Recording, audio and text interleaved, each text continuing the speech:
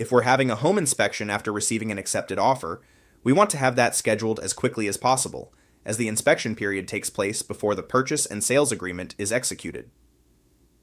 If the inspector is busy, we may not be able to book them for a few days, and we want to have time to spare to receive reports and consider the findings prior to committing to the purchase and sales agreement.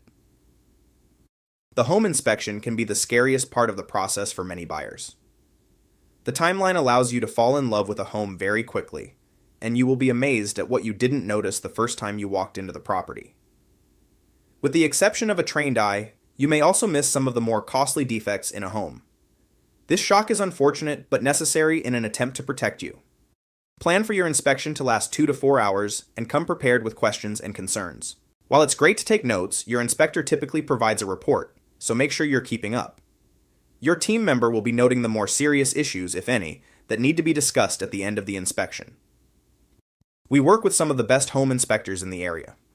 Their job isn't merely to pass or fail a home, it's to educate you on its history, its systems, and maintenance requirements you should prioritize.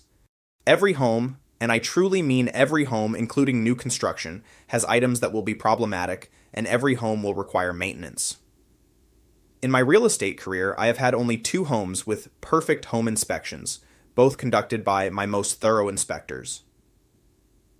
There are going to be certain issues that are extremely common, and issues that could potentially present obstacles to following through with a purchase. We're worried about the latter. A home inspection's purpose is not to renegotiate the price you paid. It's to protect you from risks that we were unaware of at the time of offer acceptance. However, if we do discover something major, the seller oftentimes evaluates whether solving the issue is more cost-effective than putting the property back on the market if you decide to walk away, which you have the right to do. The seller is not obligated to remedy anything and everything found at the inspection, and that would be a rarity. If they are, any and all agreements must be conveyed to your attorney to be included in the purchase and sales agreement. Removing emotion from this part of the transaction is critical to properly evaluating the situation before us, and your team member will be able to guide you through this. They are a problem solver and have found themselves in this position with almost every transaction they have been a part of. As a rule, your team member and inspector cannot see through walls and may not have access to certain parts of the home. There is always a risk of purchasing a home with unseen issues that ultimately become the new owner's responsibility. The home inspection helps us mitigate some of that risk.